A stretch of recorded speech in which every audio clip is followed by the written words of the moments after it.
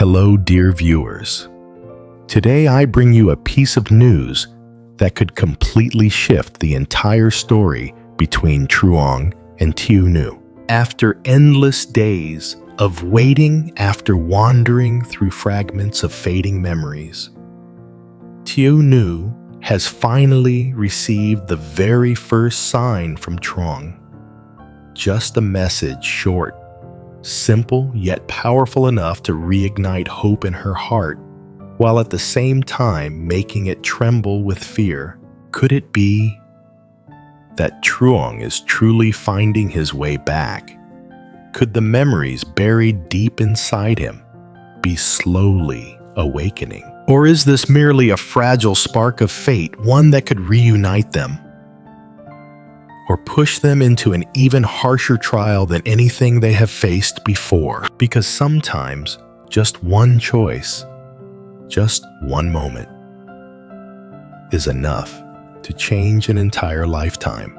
Has the happiness they've waited for all these years finally arrived? Or is this only the beginning of a storm they'll be forced to confront together? Everything will be revealed right now. And if you love this emotional journey, don't forget to hit subscribe and turn on the notification bell so you won't miss a single breathtaking moment in the destined love story of Truong and Lytieunu. As the first rays of sunlight rose above the horizon, thin strands of light slipped through the canopy behind the small house. They touched the dew-covered leaves, making each droplet shimmer like a tiny crystal trembling in the morning breeze. The early countryside air was the same as always, earthy soft, with the scent of grass, and so fresh that just one deep breath could make the heart feel lighter. From afar came the clear crowing of a rooster calling out again and again, as if signaling that the whole village should wake up. On the porch roof, a few sparrows chirped at one another, before suddenly fluttering away, leaving a couple of straw pieces spinning in the sunlight. The entire space blended into a gentle morning symphony that only the countryside truly knows. Out in the yard, Truong was bent over scattering feed for the chickens and ducks. His hands moved quickly, yet gently dropping each handful in a steady rhythm, something so familiar it must have been etched into his memory long ago. The chicks rushed after him, flapping their tiny wings and pecking noisily. The ducks waddled around, splashing and quacking in that cheerful way only ducks can. Together, they created a simple, comforting chorus that made the morning feel genuinely peaceful. On the porch, Truong's adoptive mother was sorting the bundles of dried herbs she had laid out the day before.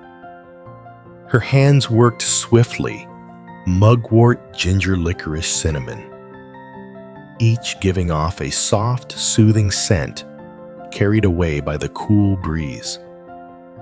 The slanted morning light highlighted the deep lines on her face, traces of a lifetime of quiet hard work and love. Truong walked over and brushed some dust off his pants. His face was darkened by the sun, but his eyes were as calm and steady as the earth itself. He bowed his head slightly and said, his voice low and warm, "Mom, you should rest at home today. I'll go pick the oranges and take them to the market. The orchard is just right for harvesting." She looked up at him. In her eyes was worry affection and a small ache, the kind a mother feels when she sees how much her son has grown.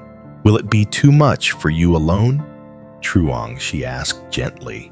Truong smiled, a soft, kind smile, warm like the early sunlight. I'm used to it, Mom. It's not hard. I want to take care of things for our home. That smile wasn't just to reassure her. It was the quiet pride of a man trying to become a steady pillar for his family. She watched him for a moment longer, then nodded, a nod filled with years of love and trust. All right, then I'll stay home. Remember to pick the ripe oranges. People like those best. Truong chuckled and nodded. I know, Mom. Don't worry. Her thin, delicate hand rested lightly on his arm. Just a simple touch, but enough for Truong to feel the warmth of her affection, something words could never fully express. When he stepped inside to grab the woven bamboo basket, the sunlight had already spread across his shoulders like a soft sheet of silk. And in Truong's heart, a calmness rippled outward like the surface of water touched by a gentle breeze. He knew that no matter how hard life could be, as long as he had his mother, this small house, and quiet mornings like this, he would always have a place to start again and keep moving forward. Truong stepped out of the yard and followed the small dirt path that curved around the house. The ground was still damp with morning dew, soft and cool under his feet. Every step he took left a clear footprint behind, as if the morning itself was quietly recording his journey. On both sides of the path, clusters of green bamboo rustled in the wind. The leaves brushed against each other, creating that familiar clicking sound, like a gentle greeting just for him. Sometimes a yellow leaf would detach from a branch, spin lightly in the air, then land on the damp earth as soft as a sigh. He lifted his gaze toward the bamboo. Their tall stalks leaned slightly over the path, almost as if they were sheltering anyone who walked underneath. The first sunlight of the day filtered through the narrow gaps between the leaves, weaving together beams of gold that felt like threads, stitching the calm morning into place.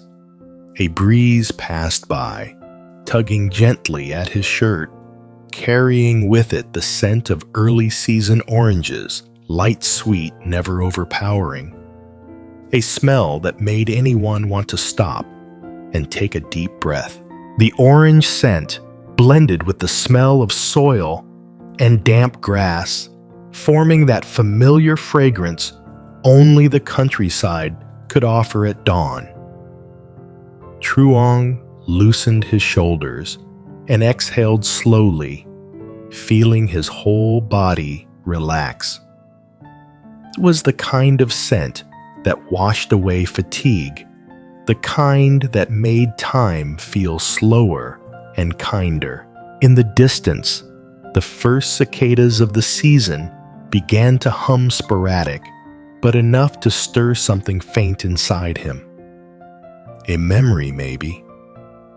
Something blurred, like a sound coming from a part of his life he had walked through but still couldn't fully reach.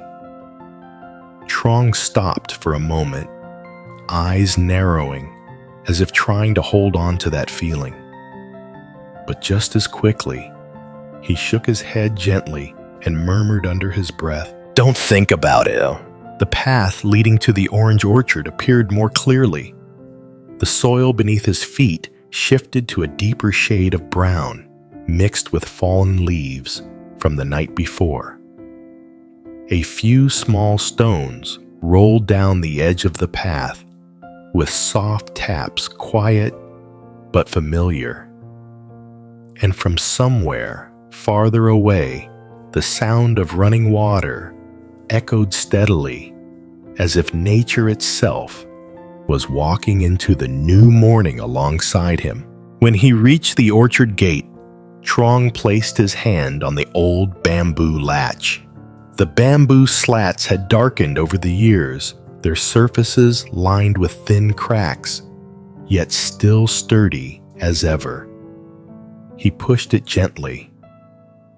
The gate made a soft creaking sound, barely louder than a whisper, yet in the stillness of dawn, it echoed clearly. A sound so familiar, it warmed the heart. The moment he stepped inside, the bright orange of the fruit lit up against the green leaves. Sunlight hit the dew, hanging on the oranges, making the whole orchard shimmer with a soft, glowing light. Truong paused for a few seconds, his hand still resting on the gate, and breathed in deeply once more. This feeling was peaceful in a way he couldn't explain. It felt like returning to a place more familiar than memory itself, a place that might not match the past he had lost, but somehow carried the calm he had been searching for. A breeze passed through the trees, making the oranges sway gently. A couple of leaves fluttered down in front of him, spinning slowly, as if inviting him. "Go on, start your day." Truong smiled. It was a small smile, but his eyes warmed steady and bright. He stepped deeper into the orchard, and behind him, the bamboo gate slowly closed quietly, sealing in the peaceful morning of a man who was patiently tending to the small things that would help him rebuild his life. Truong walked slowly between the rows of orange trees, now in their most beautiful season. Dew still clung to a few leaves and occasionally slipped onto the back of his hand, cool, gentle, like the morning greeting him. He reached up and picked an orange at just the right height, its soft, warm color signaling that it was perfectly ripe. His fingertips brushed over the peel. It was firm, slightly rough, yet soft in its own way, as if it held the sun and wind of many days inside it. He lifted the orange closer. Its scent spread quietly, sweet, clean, not too strong, wrapping the entire morning in a light, pleasant fragrance. Truong took his shears, aligned them at the stem, and with a small click, the fruit came free. That tiny sound, crisp and familiar, felt like the heartbeat of the orchard echoing through the calm air. He placed the orange into the woven basket as gently as if he were setting down a piece of the whole season's effort. To Truong, each orange wasn't just produce, it was connection. It was every silent day he and his adoptive mother had tended the trees with patience. He reached up again. Branches brushed against his arm, rustling softly. Another fruit, then another. The snip of the shears, the flutter of leaves, the birds calling across the orchard. All of it blended into the familiar rhythm of a peaceful morning. The sunlight grew warmer, falling across Truong's broad shoulders. His shirt dampened with sweat, and a few drops clung to his temple. He set the basket down and used the cloth his mother had prepared to wipe his face. The coarse cotton washed many times felt soft in his hand, carrying the warm scent of sunlight, something that made him smile without thinking. It was the smell of home, of quiet care that never needed to be spoken aloud. He moved to the row on the left. This one was even heavier with fruit, the branches drooping low, as if they could barely hold the weight. Truong supported one branch with his hand to keep the oranges from scraping against each other, then carefully picked them one by one. Each time he bent down, leaves brushed against his shoulder, and insects buzzed near the roots, creating a simple but lively harmony. Every now and then, he lifted his head and took a deep breath. Above him, the sky was crystal blue, with a few white clouds drifting lazily as if floating in the sunlight. His eyes lingered there longer than usual. Suddenly, a small emptiness stirred inside him. A vague feeling as if somewhere far away, beyond what he could see, someone was thinking about him. Truong stood still for a moment. A breeze moved past him, making the branches overhead sway gently. The leaves whispered against one another like a soft reminder pulling him back. He shook his head lightly. He couldn't let his thoughts drift too far. There was still work to finish. He needed to get his life in order for his adoptive mother and maybe for the unnamed things waiting for him in the future. Truong lifted another freshly picked orange and turned it in his hand. The bright color caught the sunlight glowing like a tiny lantern. He placed it into the basket carefully, then walked deeper into the orchard. His steps were slow but steady. Each one felt like planting a bit more hope into the new day, a quiet day, a peaceful day, yet one that Truong had no idea was leading him toward the most important turning point of his life. After nearly 2 hours working among the orange trees, Truong finally straightened his back and let out a long breath, one that carried both exhaustion and satisfaction. The woven basket beneath the tree was now filled to the brim with round golden oranges, each one glowing like a tiny sun tucked under the green canopy. Sunlight fell across them, making the fruits glisten and giving the whole orchard a warm, lively shimmer. Truong wiped the sweat from his forehead and bent down to look at the basket. Every orange had been chosen carefully. No bruises, no wormholes, not too green, not too old. Each fruit seemed to hold the imprint of his hands, the breath of a morning still rich with the scent of earth and leaves. He tried lifting the basket. The moment it came off the ground, his arms paused. The weight surprised him. The oranges pressed downward with a heavy, solid fullness, carrying the honest reward of hard work.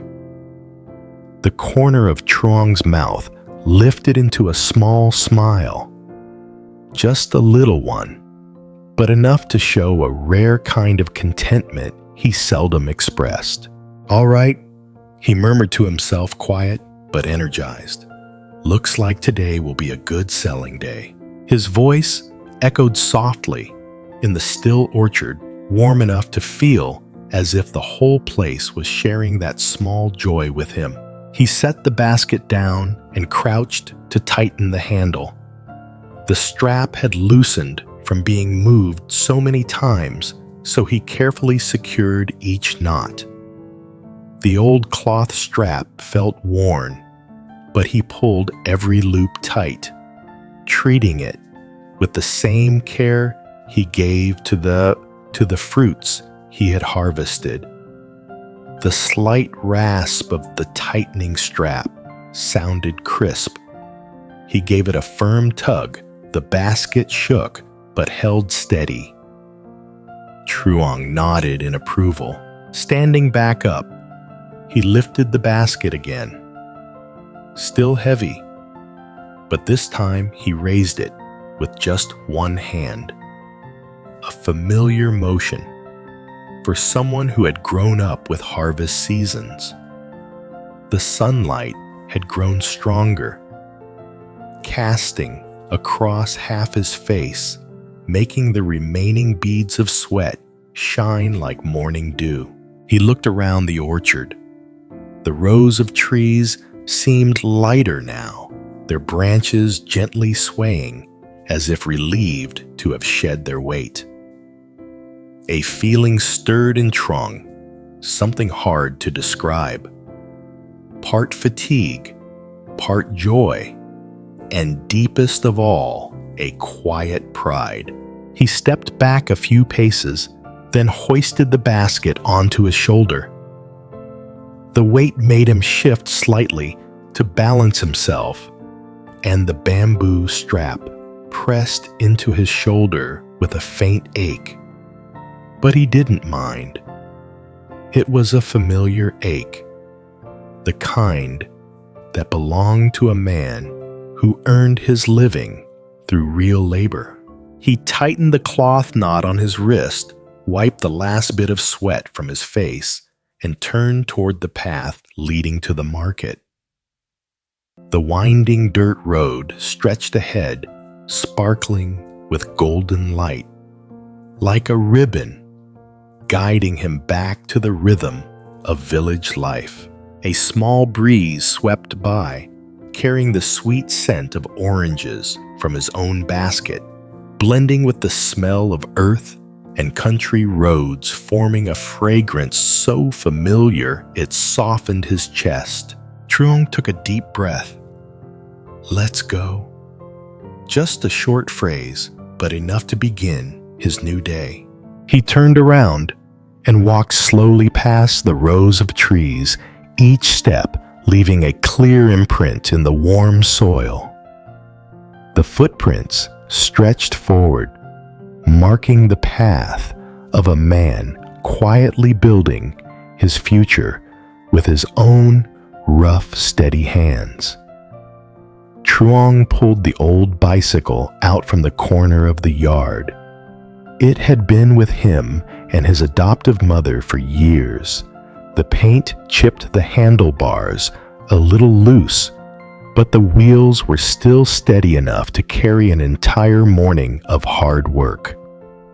He carefully lifted each basket of oranges onto the back rack. The two woven baskets were packed full, glowing golden under the early sun, like two bundles of sunshine wrapped in the scent of oranges. He bent down and tied each rope tightly. When he finished, he stepped back, checked once, and then checked again. Only when he was sure nothing could shift did he nod in satisfaction. From the porch, his adoptive mother raised a hand to shield her eyes, her voice carrying that familiar worry. "Heading out this early. Won't it be tiring, son?" Truong turned back, wiped his hands on his pants, and walked closer to her.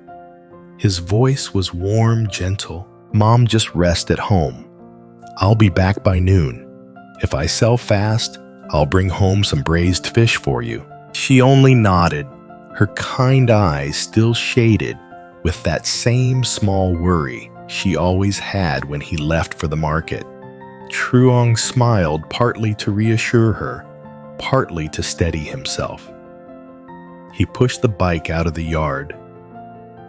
When the front wheel rolled onto the dirt path, he looked back and gave her a small nod, tiny but enough to say what he didn't put into words: "Don't worry, Mom." Then he started pedaling. The bicycle rolled slowly along the village road, still damp with dew.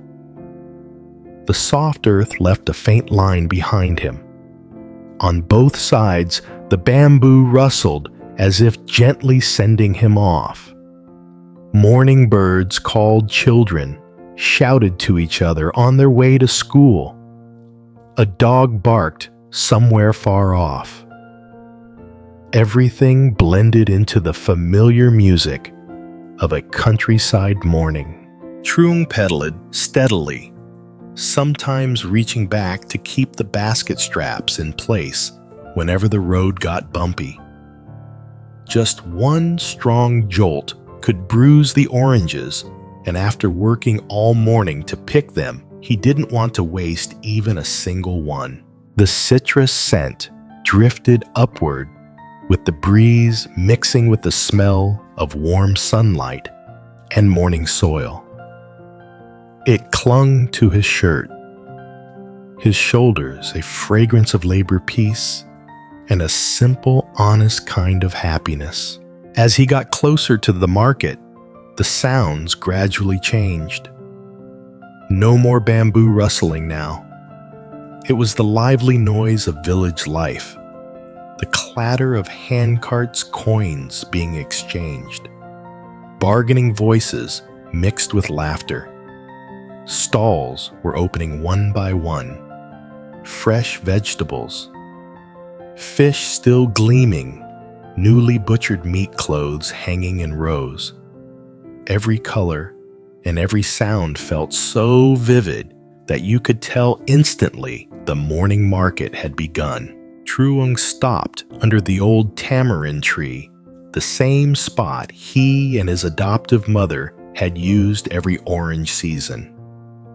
Its wide canopy cast just enough shade for him to set up. He spread the cleanest cloth he had onto the ground, then gently placed the baskets down. He took out the square cloth his mother gave him and wiped each orange slowly, carefully, tenderly, so that every fruit looked as fresh as possible. When he finished, he stood up, took a deep breath, and called out, "Fresh oranges picked this morning. Sweet, juicy village oranges here." His voice carried steady, clear, genuine. People passing by turned to look. A few women walked over. "Let me see the nice ones, boy." Truong picked the plumpest orange, scored a line, and offered a slice for them to taste. The scent burst out sweet and clean. A woman in her 30s took a bite and laughed. "Goodness, your oranges are amazing sweet but not harsh." Another older woman nodded repeatedly. "Village oranges are the best. No chemicals, right?" Truong bowed slightly, his voice modest but firm. "No, ma'am. They're from our own trees. I picked them this morning." Just one sentence, but enough to put every heart at ease. They began buying some, just a few, some half a kilo. Someone even bought 10 to make juice for her kids. The soft rustle of coins dropping into his small fabric pouch wasn't much, but it was the honest reward of real labor of a morning soaked in sunlight and sweat. And that alone was enough to warm Truong's entire chest. In every glance he gave while handing over a bag of oranges, in every quiet smile at the corner of his lips, people could clearly see one thing: the quiet, beautiful pride of a man rebuilding his life, one steady step at a time, with nothing but his own hard-working hands. That morning, Tieunu's small house was unusually quiet. After returning from the market, she put the bundle of seedling greens into the kitchen corner, then brought a broom outside to sweep the fallen leaves. Last night's strong wind had covered the steps and walkway in a thick layer of leaves. Each time the broom passed over the ground, the scent of damp soil mixed with the faint fragrance of late-season oranges, soft, but enough to make her chest tighten, as if something inside her was quietly being pulled down. She was bent over sweeping when her heart suddenly began pounding for no reason. A sense of unease crept into each breath, making her hand tremble slightly. Probably just overthinking. "I need to focus on the new vegetable patch," she tried to reassure herself, but the thought had barely settled When hurried footsteps echoed from the entrance of the alley, Tiêunu stopped, straightened up, and looked toward the gate. How? The young police officer from the commune was walking quickly toward her. Her face, usually bright and lively, was pale today. Her eyes were red and tired, as if she hadn't supped. The way she walked, the way her fists tightened, everything signaled something bad. Hao stepped into the yard and called out softly, her voice trembling. "Sister Nu, are you home?" Tiêunu set the broom aside and hurried to the porch. "What's wrong? Why do you look so tense?" Hao stopped in front of her, exhaled deeply, as if she needed to gather all her courage. Then she looked straight into Tiêunu's eyes. That kind of look that tells you everything is about to change. "Sister, I'm here today because I need to tell you something important. Please try to stay calm." Tiêunu's chest tightened painfully. Her fingers instinctively gripped the hem of her shirt. "Tell me." Hao swallowed hard. Every word dropped like a stone hitting the ground. "The police have expanded the investigation into Truong's disappearance." In that moment, the birds outside seemed to stop singing. The wind froze. The entire space felt strangled, as if the world had suddenly narrowed to a single point. Tiêunu stumbled half a step back, her eyes widening. Disappearance. No, that can't be. What are you saying, Truong? Truong, what?